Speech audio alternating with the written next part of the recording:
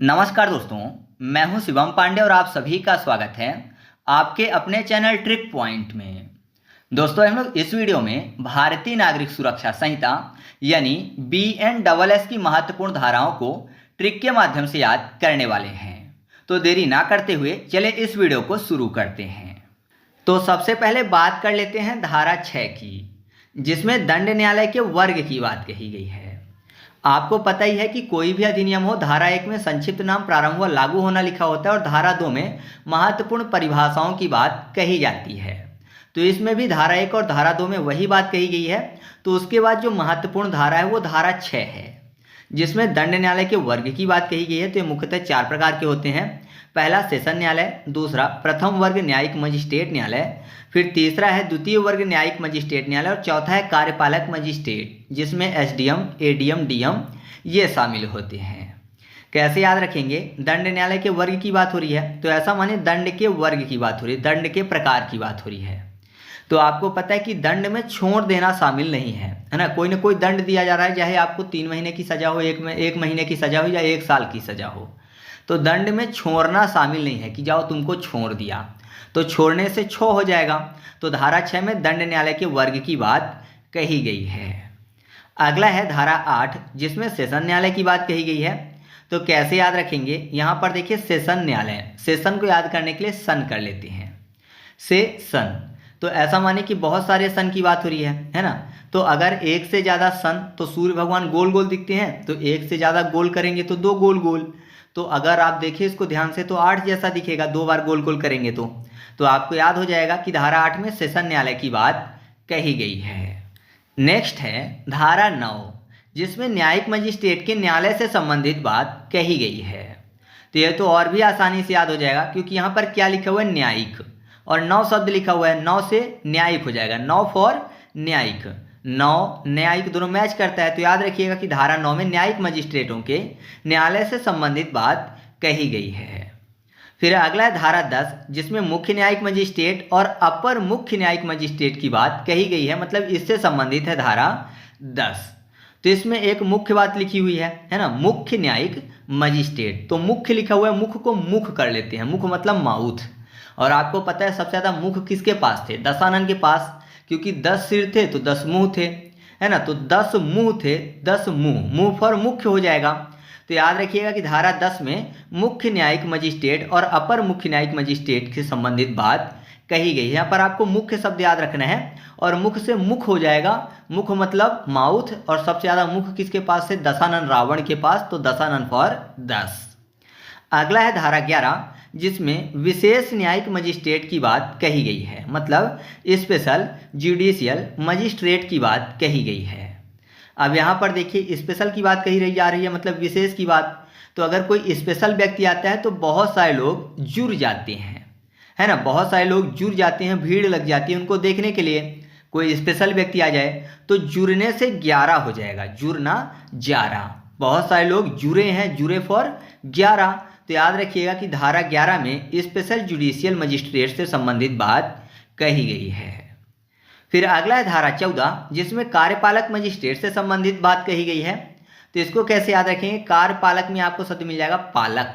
पालक मतलब पालने वाले की बात हो रही है। और आपको पता है कि पहले के समय में पालक कौन होते थे? राजा होते थे, जो कि प्रजा के पालक होते थे, प्रजा को पालते पोसते थे।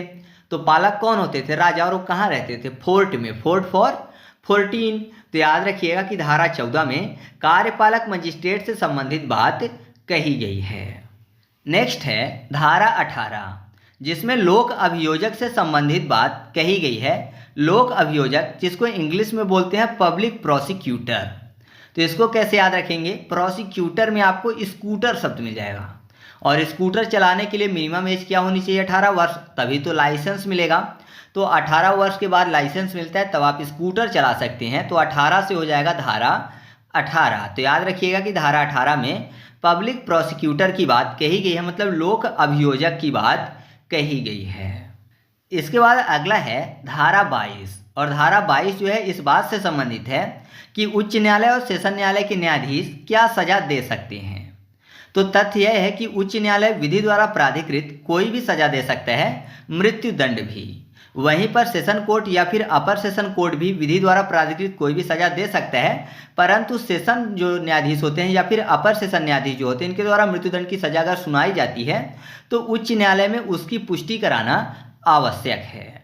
कैसे याद रखेंगे, यहाँ पर आपको एक शब्द लेना है, क्या सजा दे सकते हैं, मतलब क्या सजा, ये शब्द आपको लेना है। तो क्या सजा, सजा को कर लेते हैं सजाने वाला, मतलब मान लीजिए कोई सज धज के निकल रहा है, कहीं जाना है तो सज धज के निकलते हैं, बन ठन के तैयार होके, तो उसकी बात कर लेते हैं। और 22 को कर लेते हैं भैंस, ठीक है, 22 भैंस। तो ऐसा मानिए कि भैंस जो है उसको क्या सजाएंगे, है ना, उसको नहीं सजा सकते, वो दिखेगी वैसी ही जैसी है, एकदम काली कलुटी, तो भैंस को नहीं सजा सकते। तो बोलते हैं ना कि इसको क्या सजाना है, इसको कितना भी सजा दो ऐसी ही दिखेगी। तो क्या सजा आपको याद हो जाएगा। तो याद रखिएगा कि धारा 22 में इस बात से संबंध रखता है कि उच्च न्यायालय और सेशन न्यायालय के न्यायाधीश जो है ये क्या सजा दे सकते हैं। मैं आपको एक चीज़ क्लियर कर दूं कि मेरे द्वारा बताई गई ट्रिक किसी भी व्यक्ति, समुदाय, संस्था या फिर कानून की भावना को ठेस पहुंचाने के लिए बिल्कुल भी नहीं होती है। यह केवल और केवल छात्रों को याद करवाने की दृष्टि से बनाई जाती है, तो आपको इसको गलत ढंग से बिल्कुल भी नहीं लेना है। इसके बाद अगला है धारा 23, और इस धारा में इस बात का प्रावधान किया गया है कि न्यायिक मजिस्ट्रेट कितनी सजा दे सकते हैं। तो सीजेएम जो है ये 7 साल तक की सजा और कितने भी जुर्माने का आदेश दे सकते हैं। वहीं प्रथम वर्ग मजिस्ट्रेट का न्यायालय जो है वो 3 वर्ष तक की सजा या 50,000 रुपये तक के जुर्माना का दंडादेश दे सकते हैं। और द्वितीय वर्ग के मजिस्ट्रेट का न्यायालय जो है वह 1 वर्ष तक की सजा और 10,000 तक के जुर्माने का दंडादेश दे सकते हैं। यह एक सीमा है कि कौन कितनी सजा दे सकता है। तो धारा 22 में हम लोगों ने याद किया कि क्या सजा दे सकते हैं, तो उसमें मैंने आपको बताया कि मृत्युदंड भी दे सकते हैं, है ना। और धारा 22 के बाद धारा 23 आती है, तो क्या के बाद जाहिर सी बात है कितनी आएगा। तो धारा 22 हम लोगों ने ट्रिक से याद कर लिया, तो उसके बाद आप याद रखिएगा कि धारा 23 में कितनी सजा दे सकते हैं इसका उल्लेख किया गया है। इसके बाद अगला है धारा 30, जिसमें वरिष्ठ पुलिस अधिकारी की शक्तियों से संबंधित बात कही गई है। तो कैसे याद रखेंगे, यहाँ पर क्या लिखा है, शक्तियों। अगर मान लीजिए शक्ति शब्द को इंग्लिश में लिखते हैं और लिखते कि शक्तियाँ लिखना है, मतलब एक से ज़्यादा शक्ति, तो यस या ईएस लगा देते हैं, है ना। जैसे बॉय है तो बॉयस कर देते हैं। तो ठीक उसी प्रकार अगर मान लीजिए शक्ति में हिंदी होता तो शक्तियाँ लिखनी होती तो 36 लिख देते, है ना, 36। तो यहाँ पर आपको 30 शब्द मिल जाएगा। तो याद रखिएगा कि धारा 30 में वरिष्ठ पुलिस अधिकारी की शक्तियों से संबंधित बात कही गई है। इसके बाद अगला है धारा 35, जिसमें पुलिस वारंट के बिना कब गिरफ्तार कर सकेगी उससे संबंधित बात कही गई है। तो ये तो और भी आसानी से याद हो जाएगा, क्योंकि यहाँ पर क्या लिखा हुआ है, पुलिस बिना वारंट के कब गिरफ्तार कर सकेगी। तो मान लीजिए कि पुलिस जो है बिना वारंट के किसी को गिरफ्तार करने जाती है, वारंट नहीं है लेकिन गिरफ्तार करने जा रही है, और सामने वाला व्यक्ति घर पे मिल गया, तो वो क्या करेगा, कोशिश करेगा कि वारंट नहीं है तो पुलिस को 3-5 पढ़ा के वहाँ से निकल जाए, है ना, 3-5 बता के वहाँ से भाग निकले, पुलिस पकड़ ना ले जाए, यही कोशिश करेगा, क्योंकि वारंट नहीं है। तो 3-5 पढ़ा के निकलने की कोशिश करेगा, 3-5 से हो जाएगा 35। तो याद रखिएगा कि धारा 35 में पुलिस वारंट के बिना कब गिरफ्तार कर सकेगी उससे संबंधित बात कही गई है। इसके बाद अगला है धारा 36, जिसमें गिरफ्तारी की प्रक्रिया और गिरफ्तार करने वाले अधिकारी के कर्तव्य से संबंधित बात कही गई है। तो कैसे याद रखेंगे, क्या लिखा हुआ है, गिरफ्तारी की प्रक्रिया, मतलब किसी को गिरफ्तार करने की क्या प्रक्रिया होगी और गिरफ्तार करने वाले व्यक्ति का क्या कर्तव्य होगा, इसका उल्लेख किया गया है। तो जाहिर सी बात है कोई भी प्रक्रिया हो गिरफ्तार करने की या फिर पुलिस के कितने भी कर्तव्य हों, लेकिन उसमें एक कर्तव्य मुख्य रूप से आपको देखने को मिलेगा कि आप जिसको गिरफ्तार कर रहे हो तो उसको क्षति नहीं पहुंचनी चाहिए, है ना, उसको नुकसान नहीं पहुंचना चाहिए जिसको आप गिरफ्तार करने जा रहे हो, तो क्षति नहीं पहुंचनी चाहिए। आप चाहे किसी भी प्रक्रिया का प्रयोग करो, तो 36 से 36 हो जाएगा। तो याद रखिएगा कि धारा 36 में गिरफ्तारी की प्रक्रिया और गिरफ्तार करने वाले अधिकारी के कर्तव्य से संबंधित बात कही गई है। तो उसका कर्तव्य क्या है कि जिसको गिरफ्तार करने जा रहे हैं उसको कम से कम क्षति पहुंचाए, उसको गिरफ्तार कर ले। इसके बाद अगला है धारा 38, जिसमें गिरफ्तार किए गए व्यक्ति का पूछताछ के दौरान अपने पसंद के अधिवक्ता से मिलने के अधिकार से संबंधित बात कही गई है। मतलब कि गिरफ्तार किया गया व्यक्ति जो है अपने मनपसंद अधिवक्ता से मिल सकता है और अपना पक्ष न्यायालय में रखवा सकता है। तो इसको कैसे याद रखेंगे, यहाँ पर ऐसा मानिए कि एक व्यक्ति है जिसको गिरफ्तार किया गया, तो वो क्या कर रहा है, अपनी मनपसंद चीज़ मांग रहे हैं, है ना। पसंद के अधिवक्ता की बात हुई तो ऐसा मानिए कि सभी चीज़ें अपनी मनपसंद की करना चाहता है, अपने पसंद का खाना चाहता है, अपने पसंद से टीवी देखना चाहता है, कुछ भी करना चाहता है तो अपने पसंद का चाहिए। तो जाहिर सी बात है अगर गिरफ्तार किया गया है फिर भी उसको उसकी पसंद का मिल रहा है तो आप ऐसा कह सकते हो कि गिरफ्तारी नहीं हुई बल्कि उसकी आरती उतारी जा रही है, बहुत अच्छे से उसकी सेवा की जा रही है ना। आरती उतार के उसको रखा जा रहा है क्योंकि पसंद की चीज़ें मिल रही है, तो आरती से 38 हो जाएगा। तो याद रखिएगा कि धारा 38 में गिरफ्तार किए गए व्यक्ति का पूछताछ के दौरान अपनी पसंद के अधिवक्ता से मिलने के अधिकार से संबंधित बात कही गई है। फिर अगला है धारा 40 जिसमें प्राइवेट व्यक्ति द्वारा गिरफ्तारी और उसकी प्रक्रिया से संबंधित बात कही गई है। अब इसको कैसे याद रखेंगे, मान लीजिए अगर कोई व्यक्ति है किसी अन्य व्यक्ति की उपस्थिति में संज्ञेय या अजमानती अपराध करता है तो कोई प्राइवेट व्यक्ति भी उसकी गिरफ्तारी करके 6 घंटे के अंदर पुलिस अधिकारी के हवाले कर सकता है। तो जाहिर सी बात है प्राइवेट व्यक्ति गिरफ्तार कर रहा है, मतलब मान लीजिए कोई व्यक्ति रास्ते में चल रहा है और उसने देखा कि सामने वाला एक व्यक्ति है जो कि एक भीषण अपराध कर रहा है या फिर उसने अपराध कर दिया, किसी को जान से मार दिया, तो वो रास्ते में चलने वाला व्यक्ति उसको गिरफ्तार कर सकता है कि वो भाग ना पाए और 6 घंटे के अंदर पुलिस अधिकारी को दे देगा। तो चल रहा है जो रास्ते में वो भी गिरफ्तार कर सकता है, वो प्राइवेट व्यक्ति है, तो चलने से 40 हो जाएगा, 40। तो याद रखिएगा कि धारा 40 में प्राइवेट व्यक्ति द्वारा गिरफ्तारी और उसकी प्रक्रिया से संबंधित बात कही गई है। इसके बाद अगला है धारा 42 जिसमें सशस्त्र बलों के सदस्यों को उनके पदीन कर्तव्यों के निर्वहन में की गई किसी बात के लिए गिरफ्तारी से संरक्षण प्रदान किया गया है। तो गिरफ्तारी करने के लिए अगर कोई भी सशस्त्र बल है तो उसकी गिरफ्तारी करने के लिए केंद्र सरकार की सहमति आवश्यक होती है। अगर ड्यूटी के दौरान उसने कोई घटना घटित हो जाती है, मतलब उससे कोई भी घटना अगर घटित हो जाती है ड्यूटी के दौरान, तो केंद्र सरकार से सहमति आवश्यक है।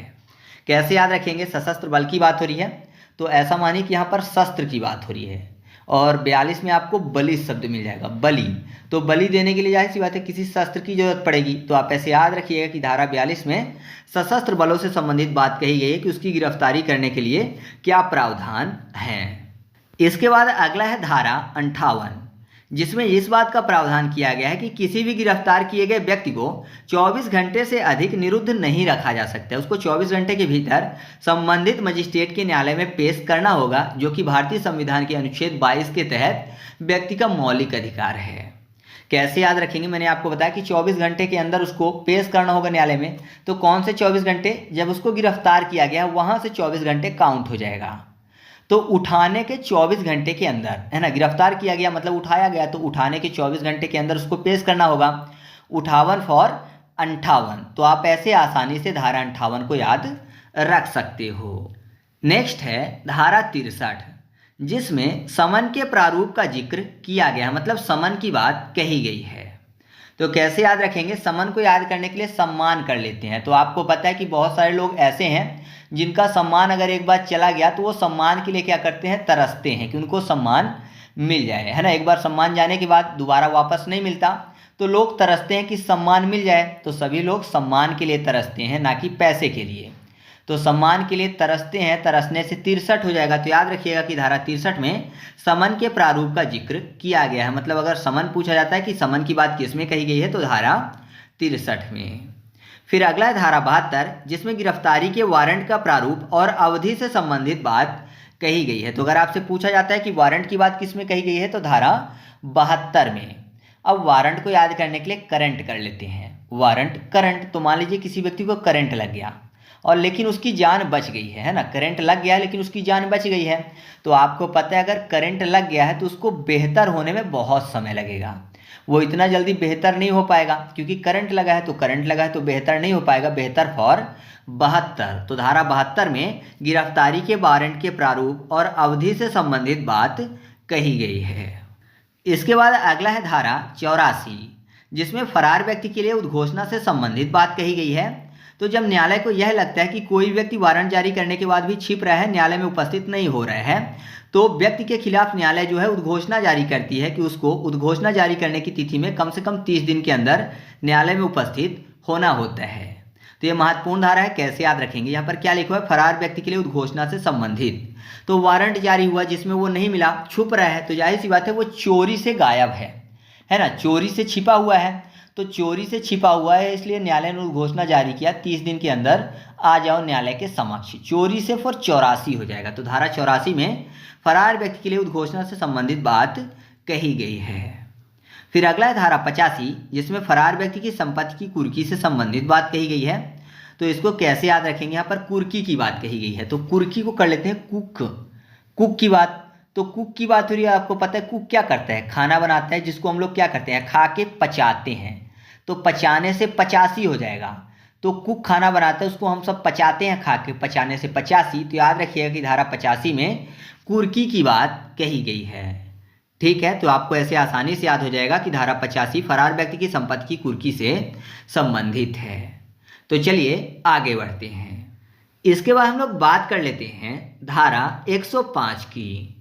इसमें यह सुनिश्चित किया गया है कि कोई भी पुलिस अधिकारी किसी संपत्ति, वस्तु या चीज के स्थान की तलाशी या जब्ती करते वक्त वीडियो रिकॉर्डिंग करेगा।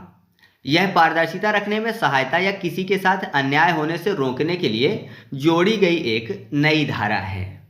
कैसे याद रखेंगे, यहाँ पर मैंने बताया कि पुलिस अधिकारी किसी संपत्ति, वस्तु या चीज के स्थान की तलाशी या जब्ती करते वक्त वीडियो रिकॉर्डिंग करेगा। तो मान लीजिए कि किसी के घर में तलाशी लेने गया, वहाँ पे बहुत ज़्यादा गोल्ड मिला। तो गोल्ड मिला तो क्या, मान लीजिए पुलिस अधिकारी क्या करता है, उस गोल्ड को जब्त कर लेते हैं, और बाद में जब उस व्यक्ति को वापस किया जाता है तो वो बोलता है कि मेरा गोल्ड 1 किलो नहीं था बल्कि 2 किलो था, जबकि था 1 किलो, है ना।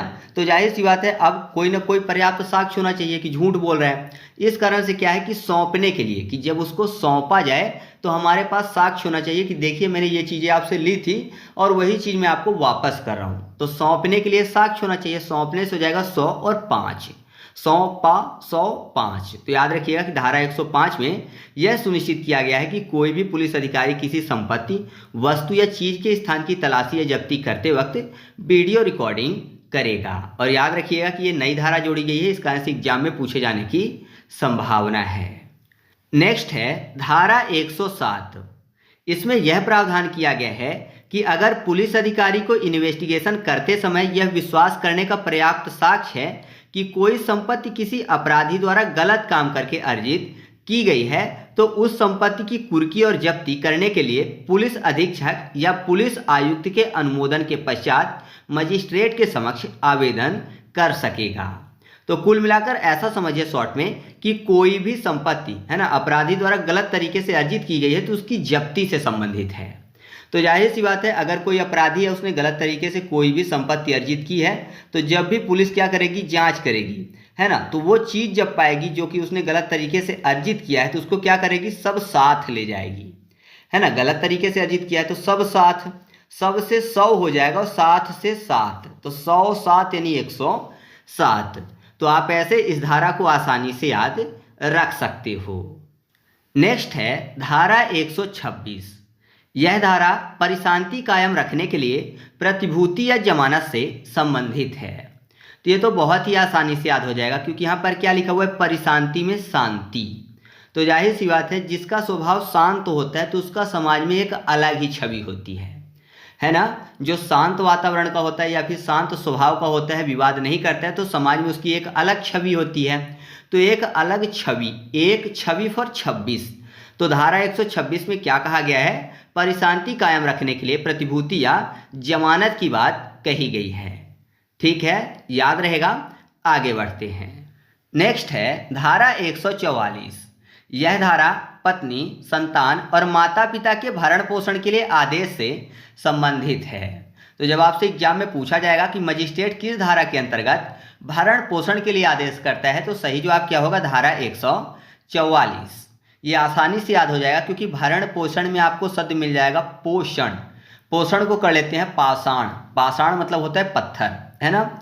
और यहाँ पर देखिए 144 में आपको 14 और 4 मिल जाएगा। 14 में फोर्ट शब्द, है ना, फोर्ट मतलब किला होता है, तो फोर्ट को क्या करना है, फोड़ना है ना। फोर्ट मतलब किले को फोड़ना है, तो फोर्ट को फोड़ेंगे तो क्या निकलेगा, पाषाण निकलेगा, पत्थर निकलेगा, है ना, क्योंकि पत्थर से बना होता है। तो फोर्ट को फोड़ने से पाषाण निकलेगा, पाषाण फॉर भरण पोषण, और फोर्ट को फोड़ना है तो फोर्ट से 14 और फोड़ना फॉर 4।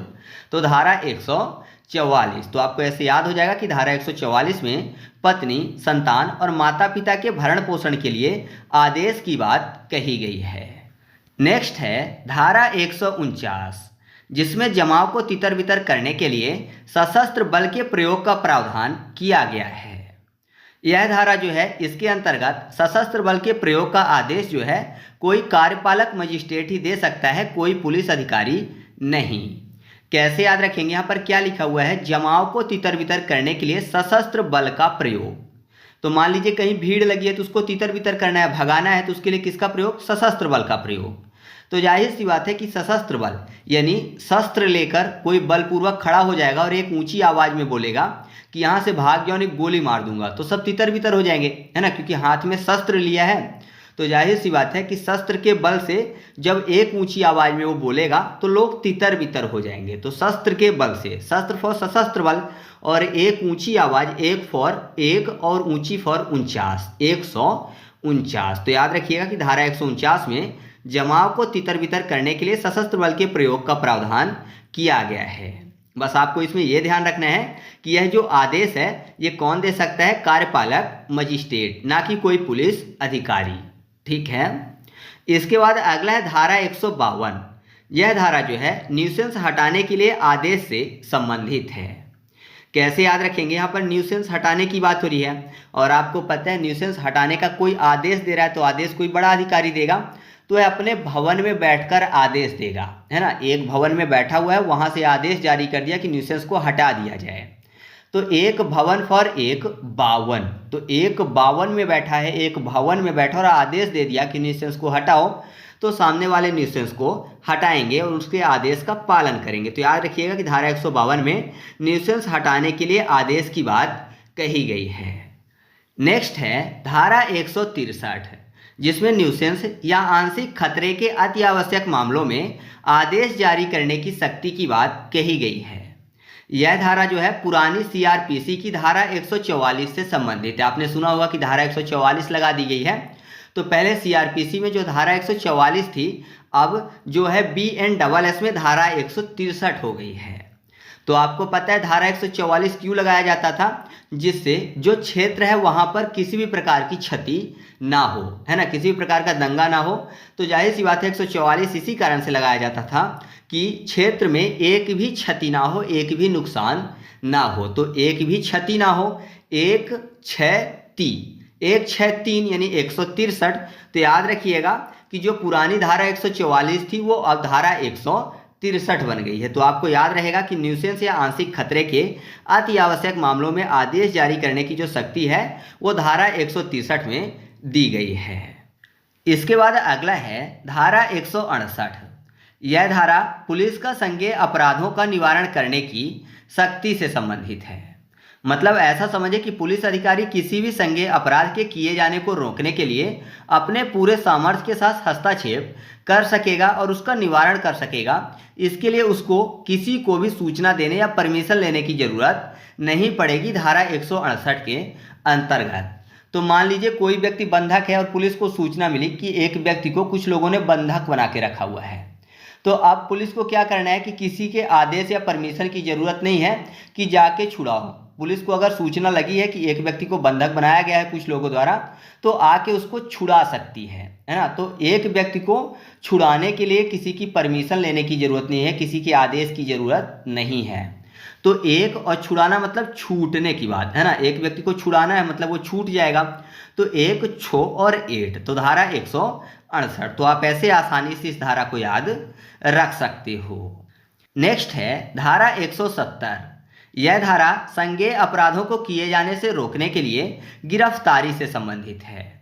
अगर पुलिस अधिकारी को ऐसा प्रतीत होता है कि बिना उक्त व्यक्ति को गिरफ्तार किए संज्ञेय अपराध को होने से रोका जा सकता है, तो पुलिस अधिकारी इस धारा के अंतर्गत अधिकतम 24 घंटे के लिए किसी भी व्यक्ति को गिरफ्तार कर सकता है।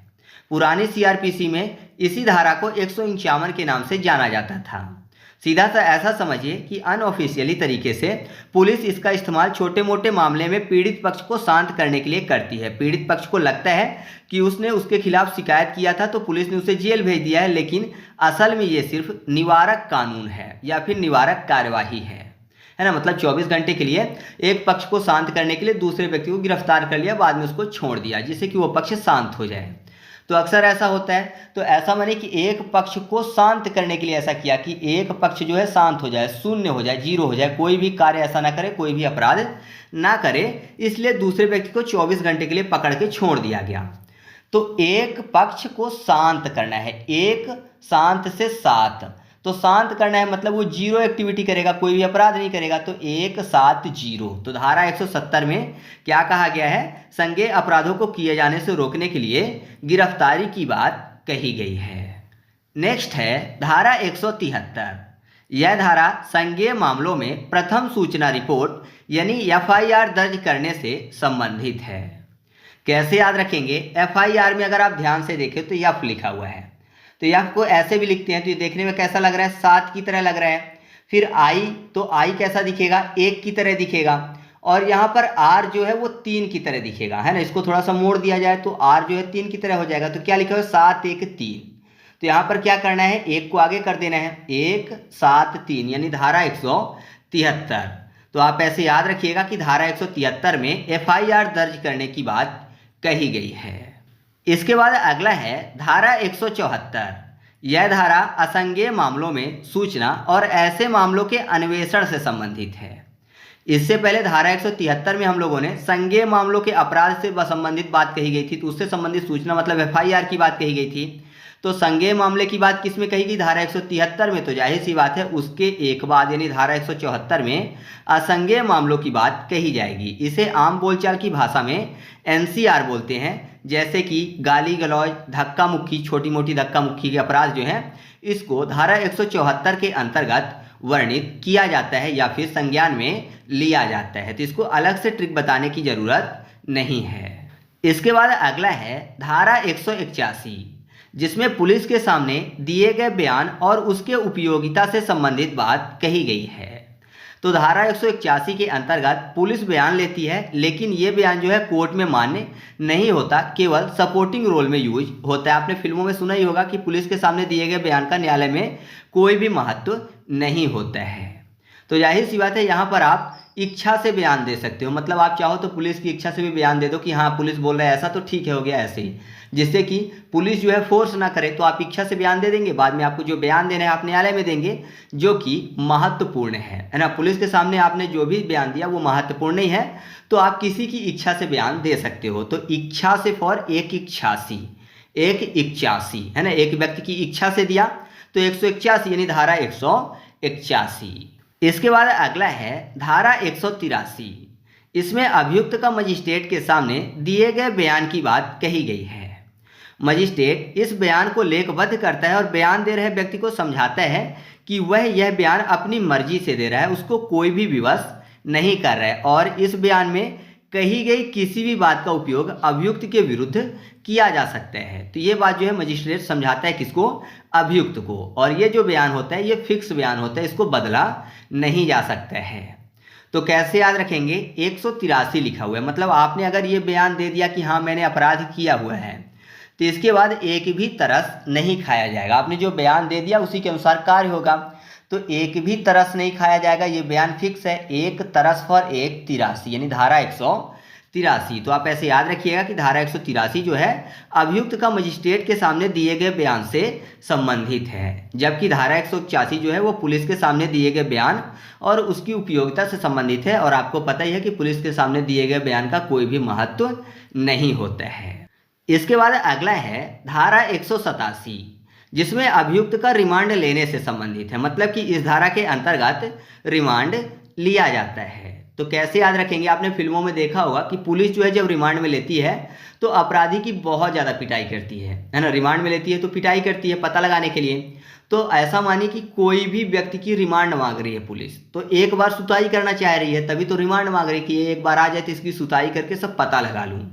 तो एक बार सुताई 1 से 1 हो जाएगा, सुताई फॉर 87 हो जाएगा, है ना, सुताई 87 यानी 87। तो धारा 187 में रिमांड लेने की बात कही गई है। इसके बाद हम लोग बात कर लेते हैं BNSS की धारा 189 की। इस पर इस बात का प्रावधान किया गया है कि अगर साक्ष्य अपर्याप्त हो तब अभियुक्त को छोड़ दिया जाता है। पुलिस थाने के भार साधक अधिकारी को यह शक्ति प्राप्त होती है कि अगर अन्वेषण यानी इन्वेस्टिगेशन के दौरान ऐसा लगता है कि कोई पर्याप्त साक्ष्य या संदेह करने का उचित आधार नहीं है जिससे अभियुक्त को मजिस्ट्रेट के पास भेजा जाए, तो थाने का भार साधक अधिकारी यानी थाना अध्यक्ष उसको थाने से ही जमानत पर छोड़ सकते हैं। और याद रखिएगा कि यह शक्ति केवल थाना अध्यक्ष के पास होती है, थाने के अन्य किसी भी अधिकारी के पास नहीं होती। तो ऐसा मानिए कि कोई भी व्यक्ति है जिसके खिलाफ साक्ष्य पर्याप्त नहीं है, तो उसको जमानत पर छोड़ने की बात हो रही है। तो जाहिर सी बात है, अगर साक्ष्य पर्याप्त नहीं है तो वहाँ का जो अधिकारी है थाना अध्यक्ष क्या बोलेगा कि इसको हटाओ, क्योंकि नया ला के यहाँ पर बंद करना है ना, नए अपराधी को बंद करना है, तो इसको हटाओ। तो हटाना पड़ेगा क्योंकि साक्ष्य पर्याप्त नहीं है, फिर नए को ले आएंगे, तो हटाना से 18 हो जाएगा, हटाना 18 और नया फॉर 9 है ना, नया फॉर 9, तो 18 और 9 यानी धारा 189। तो याद रखिएगा कि धारा 189 में इस बात का प्रावधान है कि अगर साक्ष्य अपर्याप्त हो तब अभियुक्त को छोड़ दिया जाता है। और छोड़ता कौन है? तो वह छोड़ता है थाना अध्यक्ष। इसके बाद अगला है धारा 192। यह धारा अन्वेषण यानी इन्वेस्टिगेशन में कार्यवाहियों की डायरी से संबंधित है, जिसे पुलिस की भाषा में केस डायरी बोलते हैं। जब आप थाने में जाओगे अधिकारी बनकर और आप किसी भी अपराध की विवेचना करोगे, तो आपको विवेचना से संबंधित हर छोटी से छोटी चीज को इस केस डायरी में लिखना होता है। यह केस डायरी कोई फिजिकल डायरी नहीं होती, बल्कि यह CCTNS पोर्टल होता है, जो कि अपराध से संबंधित लगभग सारा काम इसी पोर्टल से होता है।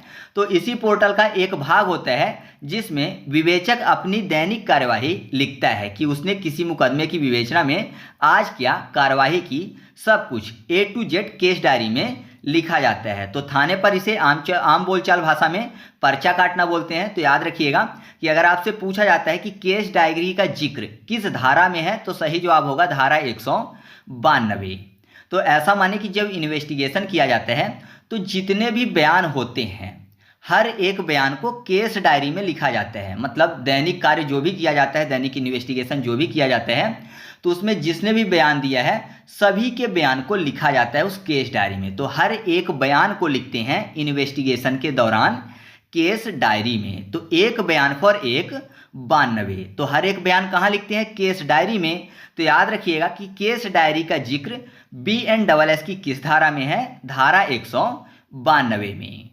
नेक्स्ट है धारा 193। यह धारा इन्वेस्टिगेशन के समाप्त हो जाने पर पुलिस अधिकारी की रिपोर्ट से संबंधित है। मतलब कि धारा 193 जो है ये चार्जशीट या फाइनल रिपोर्ट से संबंधित है। ऐसा मानिए कि जो धारा 192 है उसमें मैंने आपको बताया था कि यह जो है ये केस डायरी से संबंधित है, जिसमें दैनिक कार्यवाही लिखते हैं, मतलब डेली की कार्यवाही को लिखते हैं। तो अगर डेली की कार्यवाही को लिखेंगे और डेली कार्यवाही करेंगे तो जाहिर सी बात है लास्ट में फाइनल रिपोर्ट बनकर आएगी।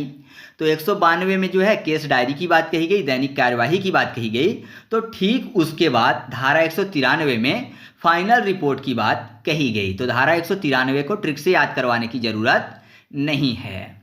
आप थोड़ा सा इसके बारे में ये जान लीजिए कि जैसे ही क्या होता है कि इन्वेस्टिगेशन समाप्त होती है तो जो भी साक्ष्य मिलता है तो उस साक्ष्य को क्या करते हैं, डायरी में जो केस डायरी है उसमें लगाकर फाइनल रिपोर्ट लगाकर उसको न्यायालय में प्रस्तुत कर देते हैं और बाद में न्यायालय जो है उस पर ट्रायल शुरू कर देते हैं। या फिर जो भी व्यक्ति है उससे संबंधित अगर साक्ष्य नहीं मिलता है तो उसमें लिख दिया जाता है कि कोई भी साक्ष्य प्राप्त नहीं हुआ है, और फिर उसको क्या करते हैं न्यायालय में प्रस्तुत कर देते हैं। तो केस जो है वो हट जाता है, ठीक है, केस जो है समाप्त हो जाता है। तो ये चीज़ आप धारा 193 के बारे में याद रखिएगा। नेक्स्ट है धारा 196। यह धारा आत्महत्या से मृत्यु के कारण का मजिस्ट्रेट द्वारा जांच से संबंधित है। नॉर्मली यह धारा जो है महत्वपूर्ण नहीं है, लेकिन आपको ये याद रखना है कि दहेज मृत्यु के मामले में अन्वेषण कौन करता है, मतलब इन्वेस्टिगेशन कौन करता है। तो इसका उत्तर होगा मजिस्ट्रेट, है ना। मतलब कि आपको ये समझना है कि अगर किसी मामले में किसी महिला की मृत्यु उसके विवाह की तारीख से 7 वर्ष के भीतर हो जाती है और महिला के परिवार वाले ससुराल जनों पर दहेज मृत्यु का मुकदमा लिखवाते हैं, तो इस मामले में जो इन्वेस्टिगेशन है कोई पुलिस अधिकारी ना करके निकटतम मजिस्ट्रेट करता है, ठीक है, और एग्जाम में ये पूछा भी गया है कि दहेज मृत्यु के मामले में इन्वेस्टिगेशन कौन करता है, तो सही जवाब होगा निकटतम मजिस्ट्रेट। तो धारा आपके लिए महत्वपूर्ण नहीं है, तो मैं आपको इसको ट्रिक से याद नहीं करवाऊंगा। इसके बाद अगला है धारा 228। यह धारा मजिस्ट्रेट द्वारा अभियुक्त को न्यायालय में उपस्थित होने से छूट देने से संबंधित है। कई बार आपने ऐसा सुना होगा कि ट्रायल के दिन अभियुक्त खुद ना आकर अपने वकील को भेजते हैं। तो अगर जज को ऐसा लगता है कि किसी कारणवश अभियुक्त को उपस्थिति में छूट दी जा सकती है, तो वह ऐसा कर सकता है। कैसे याद रखेंगे, यहाँ पर क्या लिखा हुआ है कि अभियुक्त को न्यायालय में उपस्थित होने से छूट दे देना। तो जाहिर सी बात है, आपको पता है न्यायालय में दो पक्ष होते हैं, है ना, एक जो केस करता है, दूसरा जिसके ऊपर केस होता है, एक पक्ष दूसरा विपक्ष है। तो जाहिर सी बात है अगर दोनों आएंगे तो कभी कभी ऐसा होता है कि दोनों के बीच झगड़ा होने लगता है बाहर। तो कुल मिलाकर ऐसा मानिए कि जज चाह रहा है कि दोनों के बीच में दो दो हाथ ना हो। झगड़े को बोलते हैं ना कि दो दो हाथ हो जाए, ऐसा बोलते हैं। तो जज ये चाहता है कि दो दो हाथ ना हो, इस कारण से अभियुक्त को छूट दे देता है कि वो चाहे तो ना आए, वकील को भेज दे। तो दो दो हाथ से हो जाएगा 2 2 8, और अभियुक्त को छूट दे देता है जिससे कि झगड़ा ना हो। तो आप ऐसे याद रखिएगा कि धारा 228 में मजिस्ट्रेट द्वारा अभियुक्त को न्यायालय में उपस्थित होने से छूट दे सकने से संबंधित ये बात कही गई है। नेक्स्ट है धारा 250। यह धारा अभियुक्त के उन्मोचन से संबंधित है। मतलब कि अगर कोई अभियुक्त किसी अपराध के लिए न्यायिक अभिरक्षा में निरुद्ध है और 60 दिनों के अंदर संबंधित विवेचक द्वारा उसके खिलाफ साक्ष्य इकट्ठा कर चार्जशीट न्यायालय में दाखिल नहीं कर दी जाती है, तो अभियुक्त अपने अधिवक्ता के माध्यम से जमानत के लिए अपील कर सकता है। और अगर न्यायाधीश को सारी सुनवाई के पश्चात ऐसा प्रतीत होता है कि अभियुक्त के विरुद्ध कार्रवाई करने के लिए कोई पर्याप्त आधार नहीं है, तो वह अभियुक्त को उन्मोचित कर सकता है, मतलब छोड़ सकता है। तो कुल मिलाकर यहाँ पर बात क्या कही गई है कि अगर साक्ष्य नहीं मिलता है तो जो न्यायालय है वो छोड़ सकता है अभियुक्त को, है ना। जिसके खिलाफ केस दर्ज किया गया था वो अभियुक्त कहलाएगा। तो कैसे याद रखेंगे, यहाँ पर देखिए 250 लिखा हुआ है। और उन्मोचन जैसे संकट मोचन बोलते हैं, संकट से बचाने वाले, है ना। तो यहाँ पर बचाने की बात हो रही है। तो ऐसा मानिए कि बचाया गया, है ना, बचा दो, या दिया गया बचा, है ना। तो 2 बचा तो उन्मोचन कहलाएगा। तो 2 बचा, बचा फॉर 50, 50 50। तो दिया गया बचा, तो 2 बचा फॉर 2 50 हो जाएगा। तो धारा 250 में अभियुक्त के उन्मोचन की बात कही गई है। नेक्स्ट है धारा 366। तो धारा 366 कहती है कि सामान्य परिस्थिति में कोई भी दंड न्यायालय जो किसी अपराध की जांच या विचारण कर रहा होता है वह जनता की प्रवेश के लिए खुला होता है।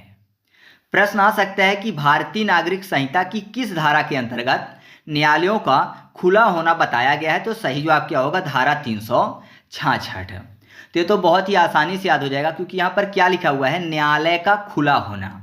तो आपको पता है कि न्यायालय में जितने भी दरवाजे खिड़की हैं, मान लीजिए वो खुले हैं, ठीक है, जनता के लिए, लेकिन जो छत है उसको छोड़कर, जाहिर सी बात है छत को खुला तो छोड़ नहीं सकते, नहीं बारिश होगी, धूप होगा, है ना। तो छत को छोड़कर बाकी सभी चीज़ें जो वहाँ के लोग हैं उनके लिए खुला होता है, आम जनता के लिए प्रवेश खुला होता है छत को छोड़कर। तो छत को छोड़कर, छत फॉर 36 और छोड़ना मतलब 6, तो 36 और 6 मतलब धारा 366। तो याद रखिएगा कि धारा 366 में कहा गया है कि सामान्य परिस्थिति में कोई भी दंड न्यायालय जो किसी अपराध की जांच या विचारण कर रहा है वह जनता की प्रवेश के लिए खुला होता है।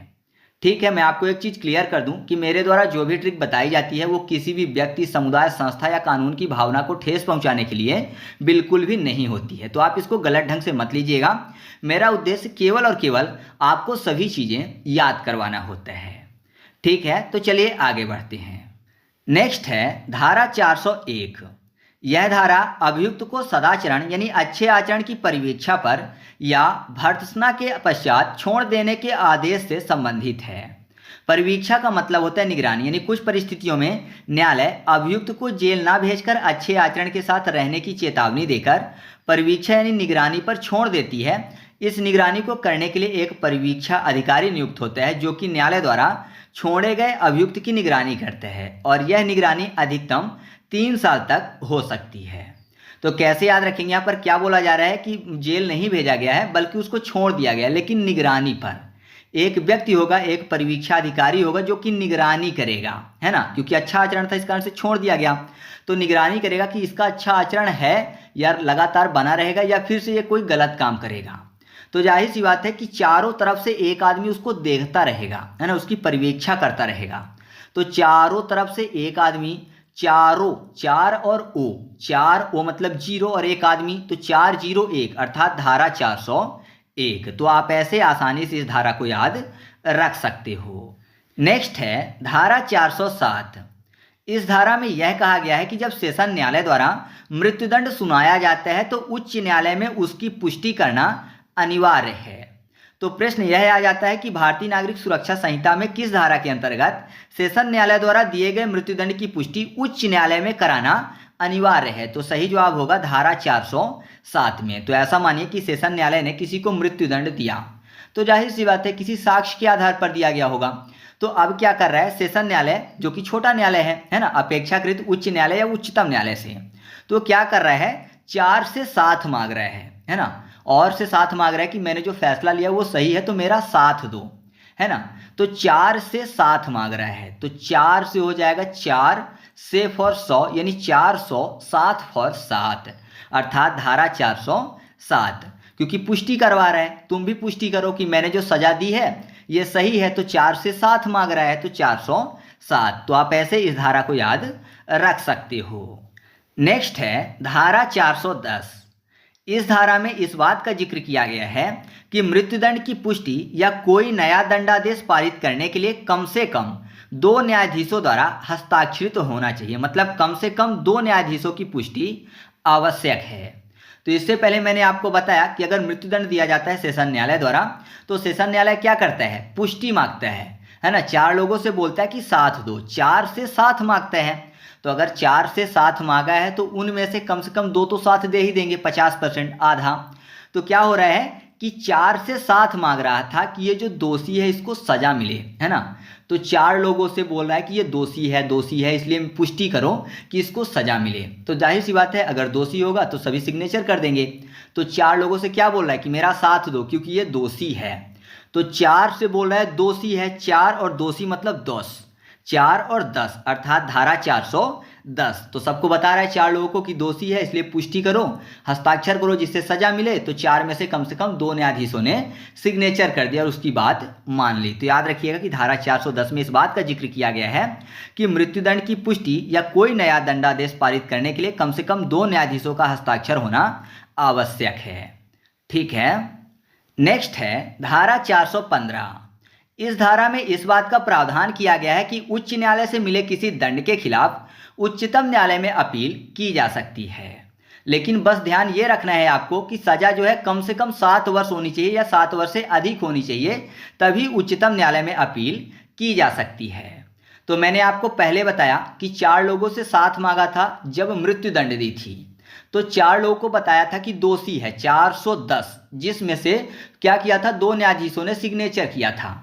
तो ऐसा मानिए कि सामने वाले को जब दोषी बना दिया गया तो वो बोल रहा है कि मैं दोषी नहीं हूँ, मैं दोषी नहीं हूँ। वो 4 लोग जिससे साथ मांग रहा था सामने वाला, तो उनसे बोला कि मैं दोषी नहीं हूँ, मैं दोषी नहीं हूँ। तो जाहिर सी बात है अगर दोषी बना दिया गया, 2 न्यायाधीशों द्वारा दस्तखत कर दिया गया, तो अब क्या बोलेगा कि तुम चारों से भी बड़ा एक है। कौन है? Supreme court. चारों से भी बड़ा एक है, मैं वहां पर केस लगाऊंगा और मैं दोषी नहीं हूं ये साबित कर दूंगा। ऐसा बोलते हैं ना जो दोषी नहीं होते। तो चारों से एक बड़ा है, 4 से 1 बड़ा है, तो 4 और 1, और 4 और 1 कितना होता है? 4 + 1 5, तो 4 1 5 यानी धारा 415। तो याद रखिएगा कि धारा 415 में उच्चतम न्यायालय में अपील किए जाने की बात कही गई है। नेक्स्ट है धारा 455।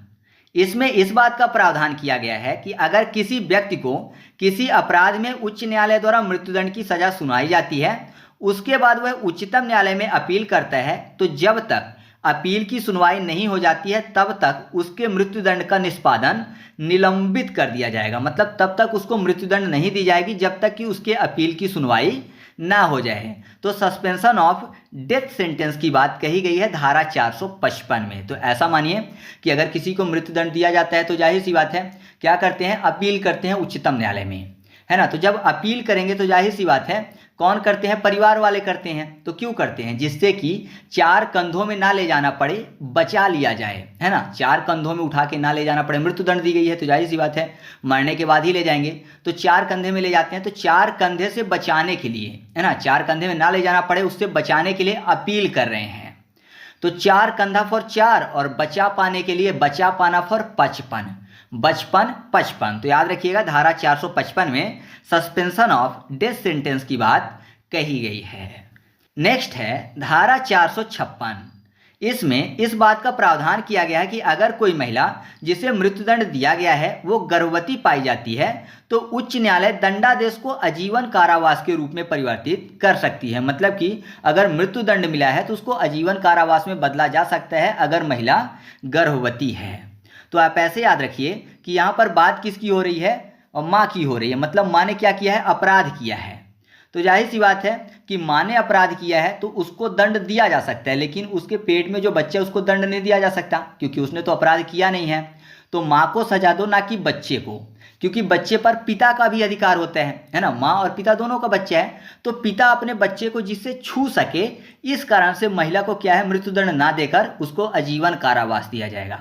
तो पिता जिससे छू सके अपने बच्चे को, क्योंकि महिला जो थी गर्भवती थी, तो पिता से 45 और छूने से 6, 45 और 6 मतलब कि धारा 456। तो आप ऐसे याद रखिएगा कि धारा 456 में इस बात का प्रावधान किया गया है कि अगर कोई महिला जिसे मृत्युदंड दिया गया है वो गर्भवती पाई जाती है तो उच्च न्यायालय दंडादेश को आजीवन कारावास के रूप में परिवर्तित कर देगा, जिससे पिता अपने बच्चे को छू सके। नहीं तो मृत्युदंड दे दी जाएगी तो जाहिर सी बात है माँ खत्म हो जाएगी तो बच्चा भी खत्म हो जाएगा, है ना, और पिता अपने बच्चे को नहीं छू पाएगा। तो आप ऐसे इसको याद रख सकते हो। नेक्स्ट है धारा 472। यह धारा मृत्युदंड के मामले में दया याचिका से संबंधित है। आपको पता है कि भारतीय संविधान के अनुच्छेद 72 के अधीन भारत के राष्ट्रपति अथवा अनुच्छेद 161 के तहत राज्य के राज्यपाल के समक्ष यह जो है दया याचिका प्रस्तुत की जा सकेगी। तो अगर आपसे पूछा जाता है कि दया याचिका का संबंध भारतीय नागरिक सुरक्षा संहिता की किस धारा से है, तो सही जवाब क्या होगा? धारा 472। कैसे याद रखेंगे? आपको मैंने बताया कि भारतीय संविधान के अनुच्छेद 72 के तहत राष्ट्रपति से क्षमादान मांगी जा सकती है, मतलब दया मांगा जा सकता है मृत्युदंड के संबंध में। तो ऐसा मानिए कि जिससे 4 कंधे में ना जाना पड़े, इस कारण से दया याचिका मांग रहा है ना। मृत्यु हो जाएगी, 4 कंधे पे जाना पड़ेगा, तो किससे दया मांग रहा है? राष्ट्रपति महोदय से। और आपको पता है कि राष्ट्रपति महोदय से दया मांगने के लिए किस में बात कही गई है संविधान के? तो संविधान के अनुच्छेद 72 में कही गई है। तो 4 कंधे में ना जाना पड़े इसलिए अनुच्छेद 72 का प्रयोग कर रहे हैं। तो धारा 472 में किसकी बात कही गई है? मृत्युदंड के मामले में दया याचिका से संबंधित बात कही गई है। तो अनुच्छेद से आपको यह धारा भी आसानी से याद हो चुकी है। इसके बाद अगला है धारा 478। यह धारा इस बात का प्रावधान करती है कि किन मामलों में जमानत ली जाएगी। यानी अगर आपसे प्रश्न पूछा जाता है कि जमानती अपराधों में जमानत किस धारा के अंतर्गत मिलती है, तो सही जवाब होगा धारा 478। यानी जमानत किसके अंतर्गत मिलती है जमानती अपराधों के संबंध में? तो धारा 478 में। कैसे याद रखेंगे? जमानत की बात हो रही है तो जमानत में आपको शब्द मिल जाएगा जमा। जमा किसको कर रहा है? अमानत को। जमा अमानत। तो जाहिर सी बात है लोग जमा क्यों करते हैं अपनी अमानत को? जैसे पैसा हो गया, गहने हो गए, उसको बैंक में जमा क्यों करते हैं? जिससे कि चोर जो है वो ना ले जा सके। तो चोर से सेव करने के लिए, है ना, चोर से सेव करने के लिए, जिससे चोर के हाथ ना लगे, इसलिए जमा कर देते हैं अमानत को बैंक में। तो चोर से सेव करने के लिए, तो चोर से 4, सेव करने के लिए, बचाने के लिए, सेव फॉर 7, और हाथ ना लगे चोर के, इस कारण से जमा करते हैं हाथ फॉर 8। तो धारा 478 में क्या बात कही गई है? ऐसे मामले जिसमें जमानत ली जाएगी। ठीक है। नेक्स्ट है धारा 480। यह धारा इस बात से संबंधित है कि अजमानती अपराध की दशा में कब जमानत ली जा सकेगी। मतलब कुछ परिस्थितियों में अजमानती अपराध में भी जमानत ली जा सकती है। तो किस धारा के तहत? तो धारा 480 के तहत। तो यहाँ पर देखिए 4 को याद करने के लिए कर लेते हैं पहचान टाइप का, है ना, पहचान, चांद, चांद से 4 हो जाएगा।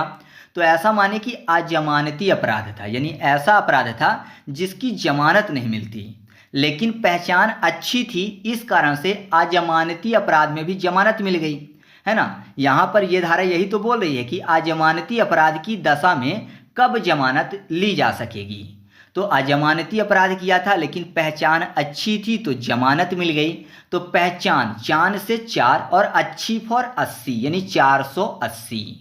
तो याद रखिएगा कि धारा 480 में यह बात कही गई है कि जमानती अपराध की दशा में कब जमानत ली जा सकेगी। इसके बाद अगला है धारा 482। यह धारा अग्रिम जमानत के प्रावधान से संबंधित है। अग्रिम जमानत मतलब एंटीसिपेटरी बेल, है ना। अग्रिम जमानत आपको पता ही होगा, आपने फिल्मों में देखा होगा नॉर्मली, है ना, कि अगर पुलिस पकड़ने आ रही है तो क्या करते हैं, पहले से ही जमानत ले लेते हैं जिससे कि पुलिस ना पकड़ सके। और पुलिस आई, उसको दे दिया कागज कि ये देखो मैंने अग्रिम जमानत ले ली है। तो क्या होता है कि आपने फिल्मों में देखा होगा, अग्रिम जमानत लेने के बाद जो अपराधी होते हैं वो चेयर में एकदम बॉस बने बैठे होते हैं, है ना। भले ही उन्होंने अपराध किया है लेकिन कुर्सी में एकदम बॉस बने बैठे होते हैं और पुलिस आती है तो उसको बोल देते हैं कि जाओ, कागज दिखाया, पुलिस चली गई। तो चेयर में बॉस बने बैठे होते हैं, भले उन्होंने अपराध किया है क्योंकि उन्होंने अग्रिम जमानत ले ली है। तो चेयर से 4 और बॉस से 82, बॉस से 82। तो याद रखिएगा धारा 482 में अग्रिम जमानत की बात कही गई है। तो इस तरीके से हम लोगों ने BNSS की महत्वपूर्ण धाराओं को ट्रिक के माध्यम से याद किया। वैसे तो 531 धाराएं हैं लेकिन आपके एग्जाम के लिए 482 तक महत्वपूर्ण है। तो मैंने आपको ट्रिक के माध्यम से याद करवा दिया। अगर आपको वीडियो पसंद आई है तो वीडियो को लाइक कर दीजिए और दोस्तों के साथ भी शेयर कर दीजिए। तो चलिए मिलते हैं अगले वीडियो में, तब तक के लिए जय हिंद।